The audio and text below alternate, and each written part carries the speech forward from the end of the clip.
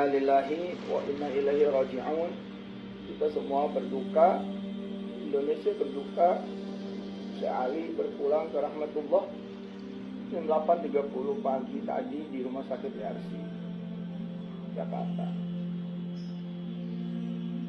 Insya Allah beliau syahid. Kurang lebih 16-17 hari ya di ventilator, dan semalam dikabarin oleh Ustaz Iskandar dan dokter bahwa Syekh Ali kritis. Saya juga sebar permohonan doa kepada ustaz, para ustazah, para kiai, para ulama, ke agim, ke teman-teman gus-gus Nusantara, pimpinan pondok di Indonesia. Ini Syekh Ali kritis, kalau didoain udah mau dipasang alat jantung dan lain sebagainya. Kita kehilangan Ahlul Quran, kita kehilangan pejuang Quran, kita kehilangan orang dai yang ikhlas, meninggalkan negaranya untuk Indonesia, mau pindah warga negara untuk dakwah di Indonesia. Inna lillahi wa inna ilaihi raji'un. Mudah-mudahan Syekh Ali, insyaallah Syekh Ali husnul khatimah. Mohon disolatkan gaib di masjid-masjid, di musola-musola, pesantren-pesantren yang masih ada, kemudian guru-guru dan santri yang belum libur, yang masih bertugas. Saya terus koordinasi insya Allah dengan keluarganya dan Syekh Muhammad terutama, dan Ustaz Iskandar, dan kita perjuangkan insya Allah apa yang sudah diperjuangkan sama Syekh Ali. Minta doanya, Allahumma gfir lahu warhamhu wa'afi wa'fu anhu wakrim nuzulahu wabdilhu daran khairan min dari wa ahlan khairan min ahli. Allahumma wasi' qabrahu waj'al qabrahu rawdatan min riyadil jannah wa la taj'al qabrahu hufratan min hufarin niran. Al-Fatihah. A'udzubillahi minasyaitonir rajim. Bismillahirrahmanirrahim. Alhamdulillahi rabbil alamin arrahmanir rahim maliki yaumiddin iyyaka na'budu wa iyyaka nasta'in Shiratal ladzina an'amta 'alaihim ghairil maghdubi 'alaihim waladdallin. Amin. Banyak kenangannya sama Syekh Ali. Jadi pertama sama saya di TV, saya bawa ke TV, saya jemput beliau pertama-tama. Saya bawa ke TPI zaman dulu, ke MNC, dia kenalin nama Indonesia. Ini loh orang Arab yang cinta Indonesia, ini orang alim yang cinta sama Indonesia, ini Ahlul Quran yang cinta sama Indonesia.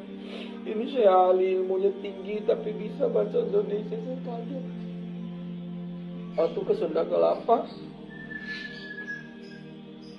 tiba ada orang Arab tinggi, ganteng, gede gitu, nyapa saya, Ustadz Yusuf ya. Kaget saya. Kemudian saya bersahabat, pahalanya buat keluarga besar Aksa Mahmud, Pak Yusuf Kala, keluarga besar Masjid Sunda Kelapa di awal-awal, keluarga besar teman-teman di Bengkulu, keluarga Pak Sultan, dan semua kawan-kawan yang dari awal membuka pintunya ke Syekh Ali, membuka tangannya ke Syekh Ali, dakwah di Indonesia. Bareng itu Indonesia menghafal Quran, Indonesia tahfadz. Alhamdulillah sekarang udah ada adiknya Syekh Muhammad yang berdakwah di Indonesia. Insya Allah mudah-mudahan keluarganya itu Ahlul Quran semuanya, bapaknya, ibunya, 10 apa 11 12 bersaudara semuanya hafal Quran dan semua cinta sama Indonesia. Ya Allah, ya Allah, terima semua amal soleh Syekh Ali, semua keluarga besar jadikan di amal soleh yang kau ridhoi, yang kau terima. Ya Allah, anugerah kami pada beliau istri-istri yang saleh, anak keturunan yang soleh-soleh kaya di zaman. Ya Allah, jadikan ya tumbuh lagi lebih banyak oleh Syekh Ali dan ulama-ulama Quran yang lain, ulama-ulama yang dakwah yang lain, ulama-ulama fikih, ulama-ulama hebat di berbagai bidang yang lain. Ya Allah, kasih para kebaikan banyak medis yang sudah membantu hingga akhir hayatnya Syekh Ali dan semua yang bertugas di medis. Ya Allah, mudah-mudahan Kau ridha atas Syekh Ali ya Allah dan kami semua. Wassallallahu ala nabiyyina Muhammad wa alihi walhamdulillahi rabbil alamin. Terima kasih teman-teman semua, insyaallah doanya kabul dan Syekh Ali sudah menikmati dakwah dan menikmati Quran, sudah menikmati ibadah dan amal salehnya, dan insyaallah kita semua mendoakan juga ikut menikmati. Jazakumullah sangat jazil. Sekali lagi kita ucapkan segala sungkawa yang sedalam-dalamnya atas wafatnya Syekh Ali. Insyaallah mudah-mudahan ini menjadi nasihat buat kita semua. Prokes. Syekh Ali memang kena COVID, tapi COVID-nya udah nggak ada. Jadi wafat udah dalam keadaan negatif COVID. Wallahu a'lam bishawab. Insyaallah mudah-mudahan pada hati-hati. Assalamualaikum warahmatullahi wabarakatuh. Sudah sekarang alhamdulillah di tahun yang ke-11 di Indonesia. Hampir 4 tahun saya tidak mudik. Orang tua saya masih di Madinah. Apalagi semenjak saya mendapatkan kehormatan dari Presiden Republik Indonesia Papa SBY waktu itu 2011, saya diberikan kehormatan warga negara Indonesia. Jadi semenjak saya menjadi warga negara Indonesia justru menjadi beban. Kenapa menjadi beban? Karena wajib bagaimana bisa membawa masyarakat Indonesia pertama harus bersatu. Yang kedua menjaga NKRI. Yang ketiga bagaimana kita bisa mewujudkan umat Islam penghafal Al-Quran. Apalagi membawa nama Indonesia. Jadi sebagai rakyat Indonesia wajib jaga nama baik Indonesia. Menjadi contoh baik. Makanya selama saya berada di Indonesia, saya sudah faham dan belajar prinsip orang Indonesia. Orang Indonesia tidak suka ribet, suka yang mudah. Termasuk amalan, ibadah, amalan, zikir, suka yang mudah. Makanya selalu saya berusaha dalam dakwaku selalu memberi yang mudah. Tidak mau yang susah-susah, karena orang Indonesia tidak suka. Orang Indonesia sifatnya mau yang mudah, mudah diingat, mudah dihafal, mudah diamalkan dan masuk surga. Itu sudah.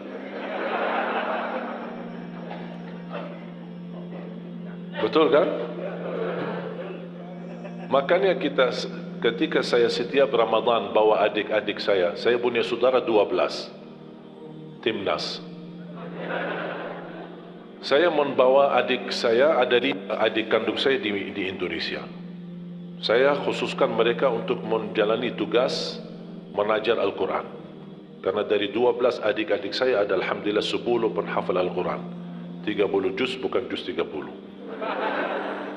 Jadi saya sengaja mendatangkan mereka supaya ayo sama-sama memperjuangkan, melahirkan, mewujudkan insyaAllah sebanyak-banyaknya penghafal Al-Quran.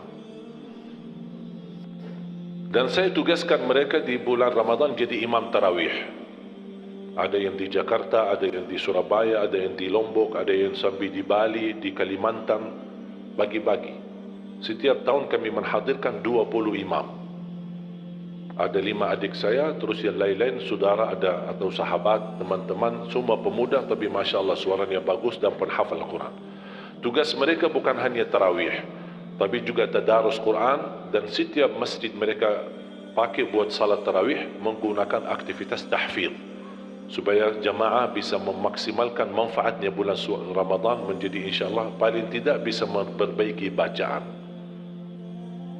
Dan saya sampaikan kepada adik-adik saya, karena saya duluan di Indonesia, kalau kalian jadi imam tarawih jangan lama-lama. Kalau di Arab kan suka lama-lama kan? Saking lamanya orang Indonesia pas sujud tidur dalam keadaan sujud. Tidak terbiasa, tidak terbiasa. Makanya saya berpesan sama dia, tidak apa-apa pendek-pendek, tapi salat yang tenang. Itu paling tidak. Rukun, tumaknina, itu wajib. Bukan wajib, bahkan rukun. Tumaknina dalam gerakan salat, walaupun bacaannya pendek. Yang saya tidak terima 23 rakaat 7 menit, itu bukan tarawih. Nah, ini masalah ini. Ini jangan sampai menjadi tradisi, jangan sampai menjadi budaya. Bahaya itu. Karena Islam tidak menerima salat seperti itu. Bahkan Islam menganggap itu bukan salat. Makanya jangan disia-siakan. Tak apa-apa 23 rakaat atau 11 rakaat. Tidak masalah. Jumlahnya menurut saya tidak menjadi masalah. Asal jangan ribut. Yang 11 menyiasatkan yang 23. Yang 23 menyiasatkan yang 11. Itu tidak boleh. Yang 11 benar, yang 23 benar. Karena sudah diijma' oleh ulama, salat malam paling sedikit 2 rakaat minimal. Paling banyak bebas tidak ada batas. Itu sudah diijma' oleh Ahlus Sunnah wal Jamaah. Yang menjadi perbedaan menentukan jumlah. Ini yang menjadi perbedaan, tidak disepakati oleh ulama. Yang disepakati jumlahnya berapa? Bebas. Berapapun bebas. Minimal 2 rakaat. Tapi yang tidak disepakati masalah jumlah yang ditetapkan. Ada yang bilang 11, ada yang bilang 23. Bahkan ada yang 43. Salah satu pendapat di mazhab Malikiyah. Makanya saya sudah mengerti bagaimana cara untuk melaksanakan tarawih, jangan lama-lama. Kalau di Madinah kita Ramadan pasti khatam Al-Quran. Saya punya tetangga di masjid kami di Madinah. Masya Allah, istri beliau sudah tua dan beliau bisa hafal Al-Quran dari bacaan saya salat subuh. Kalau salat subuh kami di Madinah 2 rakaat khatam suratul Rahman, 2 rakaat khatam suratul Waqi'ah, 2 hari atau 3 hari maksimal khatam surah Yasin. Jadi subuh hari ini baca sebagian, besok lanjut sisanya, besok lagi lanjut sisanya surah Yasin. Jadi 3 hari salat subuh sudah khatam surah Yasin. Surat Tabarak kita lakukan 1 rakaat. Surat hari Jumat subuh As-Sajdah rakaat pertama dan rakaat kedua suratul Insan, Hal ata 'alal insan. Dan jamaah yang ada di sekitar masjid kami di Madinah, termasuk ibu itu, beliau suaminya menceritakan, istri saya bisa hafal beberapa surah yang antum sering bacakan di dalam salat subuh. Suka panjang. Begitu saya datang ke Indonesia pertama kali, saya belum faham budaya Indonesia. Niat saya baik, salat subuh diminta jadi imam. Saya maju jadi imam. Saya baca Ar-Rahman di rakaat pertama. Saya baca Al-Waqi'ah di rakaat yang kedua. Awal-awalnya saya rasa saf masjid cukup banyak. Pas begitu salam saya lihat sisanya cuma 1 saf. Wallahu alam ya Allah kemana perginya. Tidak terbiasa. Saya kaget. Masa semuanya sakit? Masa semuanya pinsang? Tapi lama-kelamaan, oh sudah faham. Ini orang Indonesia seperti ini. Makanya saya bilang sama adik saya, jangan lama. Orang Indonesia kalau qulhu bisa dibagi 2, terima kasih.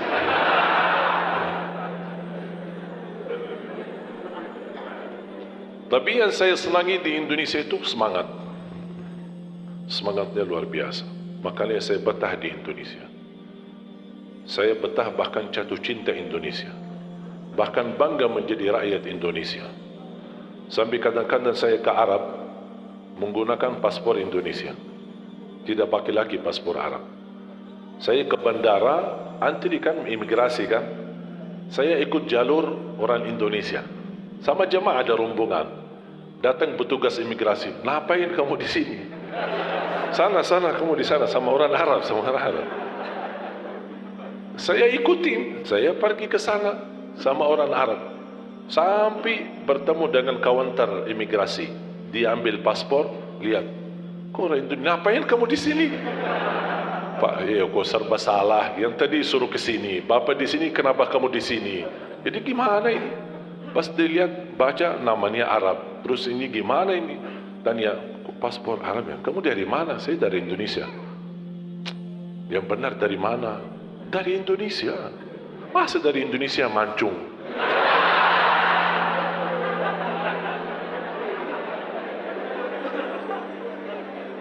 Tapi subhanallah, karena sering bolak-balik, pulang kampung, kemudian silaturahim orang tua bersama jamaah, sampai di bandara sudah kenal. Sakit sudah sering. Tapi alhamdulillah, wallahi nikmat Indonesia. Berkat saya jadi warga negara Indonesia, anugerah nikmat menjadi warga negara Indonesia, saya bisa ke Palestina. Selama masih warga negara Arab, tidak bisa ke Palestina.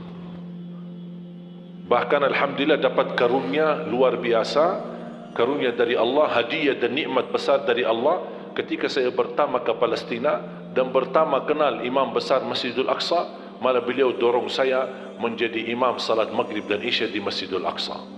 Alhamdulillah. Makanya ibu kalau besok-besok dengar sejarah ada orang Indonesia salat di Masjidul Aqsa jadi imam Maghrib dan Isya, itu Ali Jabir. Mana ada orang Indonesia ke sana untuk jadi imam? Kenapa saya bisa diberikan kesempatan jadi imam? Karena alhamdulillah saya punya paman imam besar Masjidul Haram. Walaupun sudah beliau wafat, tapi sudah sekian tahun beliau jadi imam besar Masjidil Haram. Namanya Syekh Ali Jabir. Makanya orang tua saya memberikan nama itu. Kami bikin website www.alijabir.net, www.alijabir.net. Semua kegiatan beliau di Masjidil Haram dan menjadi imam, khatib, tarawih, tahajud, salat rawatib. Beliau sudah wafat. Itu kakak daripada ibu saya. Makanya ketika saya bertemu dengan guru paman saya alhamdulillah berkesempatan belajar sama beliau, dan beliau memberikan gelar Ali Jabir As-Saghir, Ali Jabir Junior, karena beliau yang sudah imam besar Masjidil Haram, Ali Jabir Senior. Dari situlah saya mendapatkan nama Syekh Ali Jabir semenjak saya menghafal Al-Quran. Tidak peduli nama, karena nama itu tidak terlalu berharga. Yang penting apa yang kita lakukan. Inna Allah la yanzuru ila a'malikum, la yanzuru ila suwarikum, wala ila ajsamikum, wala ila amwalikum. Allah tidak peduli harta kalian, keturunan kalian. Saya tidak peduli asal usul saya dari mana. Orang Arab bukan orang Arab, menurut saya tidak ada yang berbeda. Yang mulia di sisi Allah adalah orang yang takwa, walaupun dia bukan orang Arab. Tidak ada harga bagi orang yang memiliki keturunan Nabi kalau dia tidak menggunakan takwa dan iman kepada Allah dan amal saleh. Buktinya paman Rasulullah Abu Lahab, paman dekat sama Rasul, hubungan keluarga, tapi Allah kekalkan di neraka. Berarti Allah tidak peduli keturunan kita, asal usul kita, dan siapa diri kita. Yang Allah pedulikan apa takwa kita dan apa isi hati kita.